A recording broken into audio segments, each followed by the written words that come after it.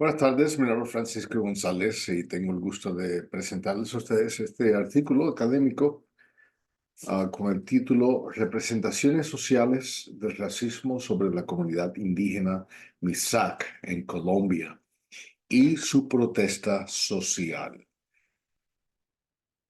Esto es una presentación breve de una reseña crítica que va a ser presentada más adelante, en mayo, con más detalles, pero vamos a hacer esto en 15 o 20 minutos nomás. Y quiero empezar con una cita de una profesora en Australia que se dedica a esto, a ayudar a las comunidades indígenas, y ella utiliza el análisis crítico del discurso para descifrar, ¿verdad? Y desenmarañar estas, estas actitudes.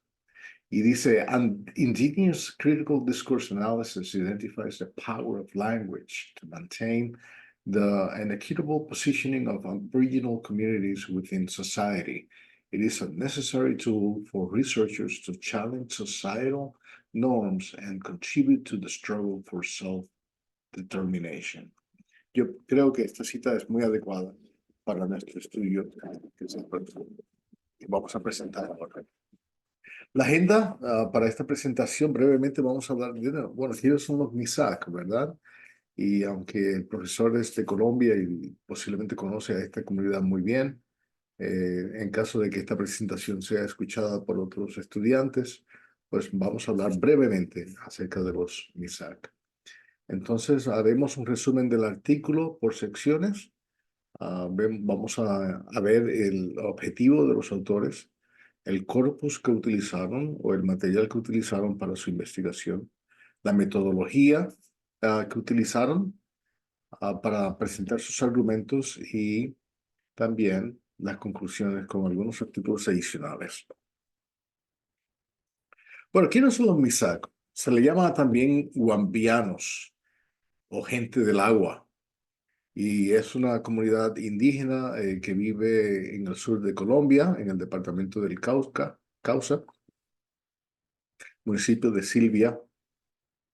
Y aquí tenemos un mapa breve que en rojo que cubre todo el municipio de Silvia. Su idioma es el Wampi o el Nantric. Ellos apoyan la agricultura y son una comunidad muy cooperadora entre ellos mismos. Apoyan el círculo familiar, defienden sus tierras, trabajan de manera colectiva y tienen o han hecho un esfuerzo grande en decolonizar eh, la historia que es presentada en su país en cuanto a los colonizadores españoles o fundadores de ciudades. Y se empeñan mucho en traer la verdad histórica, ¿verdad? En cuanto a cómo se les ha tratado a través de los siglos a esta comunidad. El objetivo y tesis del artículo, los autores quieren describir y analizar algunas estrategias discursivas usadas en diferentes medios de comunicación a propósito de la representación discursiva de un grupo de indígenas en Colombia, como hemos dicho, los MISAC, y los autores intentan probar por medio del análisis crítico del discurso o por medio de los estudios críticos del discurso que esta comunidad ha experimentado racismo. Textualmente ellos explican el sujeto y el periodo analizado en este estudio y me gustaría leerlo textualmente. Ellos dicen, el estudio focalizó el conjunto de representaciones y autorrepresentaciones del racismo a propósito de una comunidad indígena colombiana, los MISAC, tal como aparecieron en la prensa digital local, algunas entrevistas radiales y redes sociales. Todo esto en el marco del paro nacional vivido en Colombia en el 2021. Así que ese es el fondo histórico y la tesis que ellos intentan lograr con este trabajo de investigación. Ellos comienzan el artículo con una buena introducción y como base están tratando de explicar, bueno, de dónde es que viene el racismo, cómo se ha desarrollado el racismo y en casi toda Latinoamérica mucho del racismo y de estas actitudes vienen del colonialismo, ¿verdad? Que es lo que hemos heredado de los imperios de dominio poderoso en el pasado, que abusaron de muchos de los comunidades originarias de nuestros países. Y ellos, los autores mencionan que eh, hay dos variables, una de diferenciación y de exclusión. Y esta discriminación racial impacta a las comunidades porque se les muestra discriminación de género, puede haber discriminación socioeconómica por su edad, por el nivel educativo de la gente, la procedencia geográfica, la orientación psicosexual y este abuso de dominación contra otros, también hasta por su apariencia y cultura, como dice Bante en sus estudios, ¿verdad? Así que esto del racismo se ha visto en todas las comunidades, pero sobre todo con las comunidades minoritarias de los indígenas en Latinoamérica. Hay una cita muy interesante aquí en la introducción y la quiero leer. Dice que la fabricación histórica de las asociaciones entre rasgos físicos con comportamientos y pensamientos ha creado una homogeneidad de creencias raciales activas que tuvo su origen en la colonia, donde los europeos usaron tanto la fuerza como las ideas estereotipadas para primero controlar las poblaciones nativas y para asegurar el usufructo de los recursos y fuerzas de trabajo. Cierra la cita. Queremos recordar que esto del racismo no es científico, sino que es idealista, ¿verdad? Viene de ideologías y de la manera de pensar de aquellos que están en el poder, en este caso, los imperios coloniales. Y esto ha impactado mucho a los indígenas. Ha cambiado la visión que tenían de los territorios y de ellos mismos como individuos. Y los vestigios de la colonización ahora, pues se ve de que los gobiernos en poder no valorizan, ¿verdad? No reconocen estas violaciones del pasado contra la comunidad originaria en Colombia, incluso incluyendo a los MISAC. Y si el gobierno no reconoce estos abusos del pasado, pues puede ser que no estén de acuerdo con la forma de protestar de los MISAC. Una de las acciones afirmativas de parte de los MISAC es que ellos quieren que se diga la verdad en cuanto a la historia de los abusos que se han perpetrado en contra de la comunidad de ellos. Y una forma en que lo han hecho es por medio de protestas pacíficas y también por el tumbar estatuas en diferentes ciudades de Colombia, estatuas de próceres españoles, individuos que han fundado ciudades en España en siglos anteriores, pero que la mayoría de la gente no conoce la verdad en cuanto a estos individuos y muchos de ellos no tenían un perfil muy apreciado desde el punto de vista de los indígenas, porque muchos de ellos, si no perpetraron los abusos contra los indígenas directamente, pues los permitieron en sus gobiernos. Y estas dos estatuas que ustedes vieron ahí, una fue en Cali y otra fue en Bogotá, de estos próceres españoles. Los indígenas pues protestaron y bueno, vamos a nombrar estas estatuas que no representan nada positivo, según nuestra historia. Lo mismo lo hicieron aquí en Estados Unidos, ¿verdad? En varias ciudades cuando hubo protestas contra la forma en que se trató a los de la raza negra y los abusos que muchos de esta clase han experimentado en este país, en América, ¿verdad? ¿Se acuerdan cómo el asesinato de George Floyd? Hubo una protesta también y se eliminaron estatuas de muchos de los próceres norteamericanos. Hasta Cristóbal Colón también pagó las consecuencias. También en esta diapositiva, referentes teóricos a lo que quiero presentar aquí es lo que ellos mencionaron, que antes de empezar el estudio, ellos se hicieron la pregunta, bueno, ¿cuál es la representación de los indígenas en nuestro país? En diferentes facetas de la vida, en estudios políticos, en las, eh, qué dicen los élites, los intelectuales y los políticos de nuestros indígenas, cómo se representa en las leyes educativas, eh, cuántas veces y cómo aparecen las comunidades indígenas en el cine, en la literatura, en los manuales escolares, en los noticieros y en la circulación eh, televisiva, etcétera. ¿Cómo se representan? Hasta en los museos. Y ellos saben que han descubierto, han concluido que el conjunto de representaciones sociales del indígena y sus acciones siguen fijando prejuicios y estereotipos. En otras palabras, no se les valoriza, ¿verdad? Y se les considera como bárbaros, incultos y peligrosos, incluyendo a esta comunidad, a Misak. Luego de hacer esa investigación preliminar, se preguntaron, bueno, ¿cómo vamos a hacer nuestra investigación? ¿Qué marco metodológico vamos a utilizar? Y decidieron aprender de los grandes peritos en la materia, ¿verdad?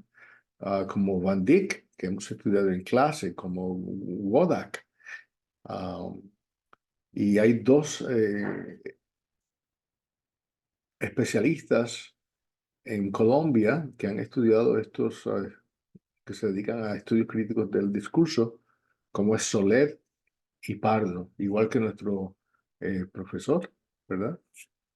García León, que es de Colombia, conoce a estos expertos eh, seguramente allá en las universidades de Colombia. Luego de aprender los métodos y los procedimientos de estos expertos, entonces se preguntaron, bueno, ¿cuál va a ser la fuente? ¿Cuál es el corpus representativo para nosotros hacer el análisis y hacer las conclusiones basadas en estos hallazgos, ¿verdad? Y sacaron información acerca de fragmentos, entrevistas radiales y televisivas con el líder indígena Misak, que es Pedro Velasco. Sacaron información en cuanto a titulares y cuerpos de noticias en varios periódicos.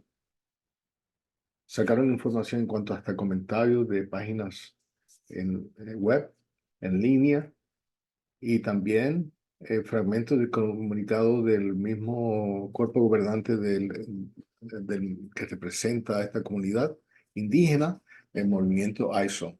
Así que este es el corpus, no es un corpus ah, cuantitativo, ¿verdad? No se refiere tanto a muchos números y estadísticas, pero es un corpus cualitativo que tiene que ver con ah, más bien en cuanto a puntos de vista personales y entrevistas de este tipo. Un ejemplo de estas fuente mediática es una entrevista virtual que se hizo con el líder de Misak, el señor Velasco. La periodista Barrera eh, usó una estrategia discursiva que según Van Dyck se llama la polarización. Polarización significa que intenta por medio de la entrevista, pues ya tener ideas preconcebidas de que ustedes son los otros y nosotros somos mejores que ustedes, ¿verdad?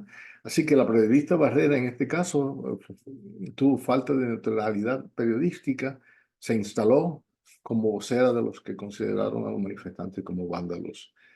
Por otro lado, pues el líder Misak se enfatizó que la historia vendida al pueblo por lo que las estatuas representaban no es toda la verdad acerca de los próceres españoles y señaló las injusticias acometidas en contra de la comunidad Misak.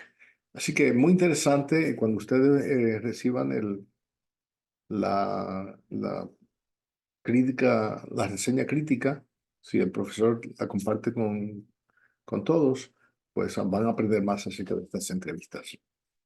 Aquí también tenemos un ejemplo de las redes sociales en Twitter, el resultado de este análisis discursivo.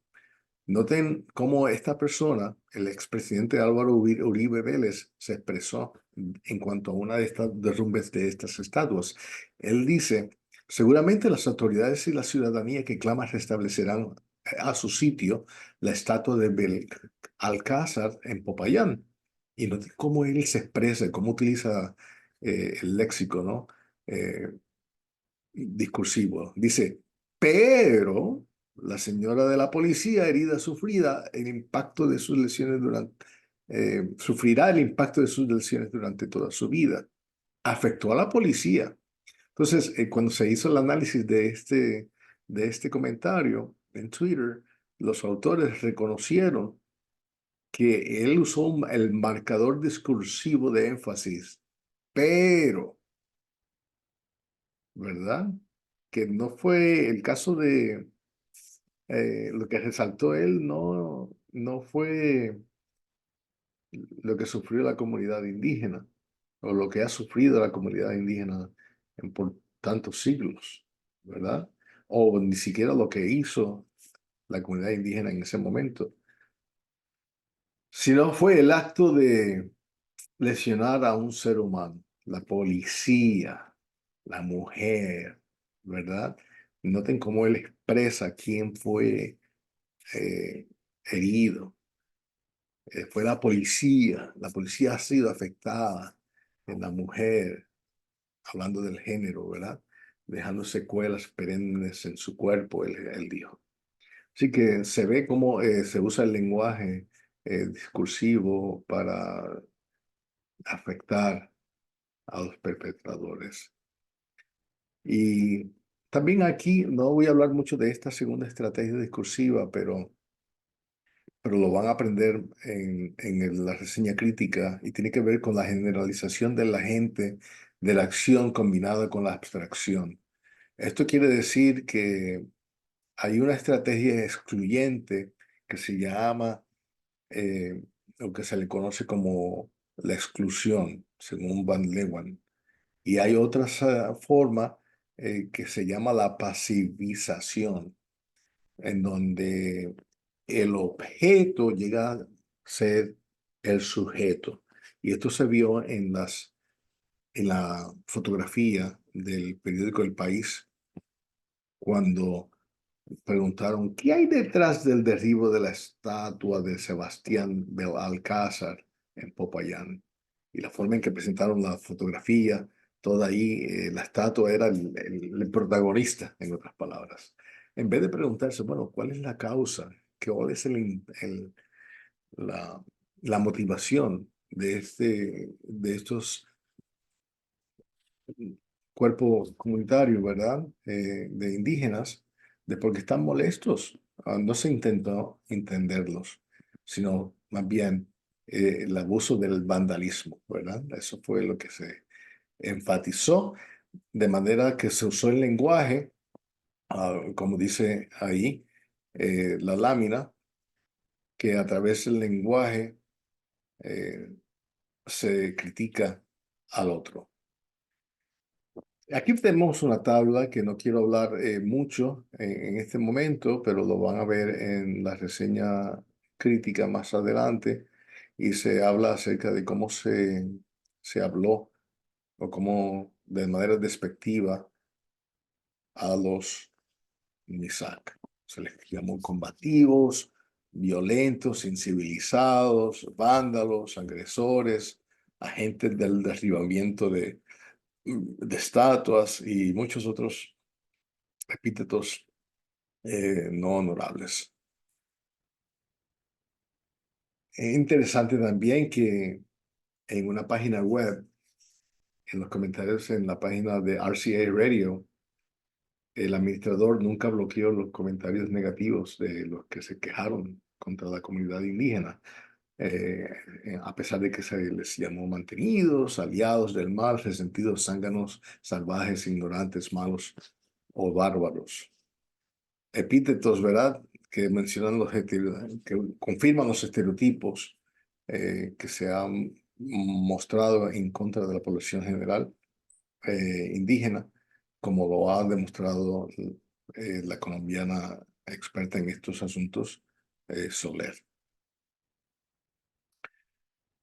Hay un evento interesante que sucedió que en uno de los periódicos se le llamó Gente de Bien a un montón de personas que montaron sus camionetas con armas de fuego para matar a los indígenas. Y muchos de ellos salieron heridos, según el reportaje. Pero noten cómo se usó una frase positiva para representar a alguien que llegó a ser violento. Se les llamó gente de bien, pero tenían la intención de hacer daño a su prójimo, en este caso a los Misak. Entonces, la conclusión del artículo, no lo voy a leer completo, pero básicamente se prueba la tesis de los autores, ¿verdad? De que se ha visto racismo en contra de las comunidades minoritarias, en este caso los Misak, y de que no se puede tapar el cielo con una mano, porque cuando se utiliza las técnicas y la disciplina del análisis crítico del discurso, se descubren, se desmantelan las intenciones de los que escriben estas noticias, de los que intentan minimizar y marginalizar a otros, a, a otras comunidades que no están en el poder, ¿verdad? Como en este caso eh, la comunidad Isaac. Y la última oración dice, este es el sedimento comprensivo que deja en parte la labor crítica de leer e interpretar lo que empujan consigo las representaciones sociales de los actos efectuados por minorías indígenas en contextos de agitación social, con lo que se comprueba nuevamente que su función interpretativa se centra en leer acciones que pasan por la discursividad para leer la sociedad misma, pues todo discurrir de cuenta, da cuenta de un ocurrir y motiva el concurrir dialógico, lo que evita ausentarse de este tipo de demandas sociales. En otras palabras, ¿verdad? Una causa tiene su efecto. Si se ha maltratado a estas comunidades por siglos y ahora ellos quieren pues alzar su voz y quejarse, pues ellos también tienen su derecho, ¿verdad? Entonces, esto se va a ver con más claridad en la reseña crítica más adelante. Así que espero que les haya gustado esta breve presentación. Gracias.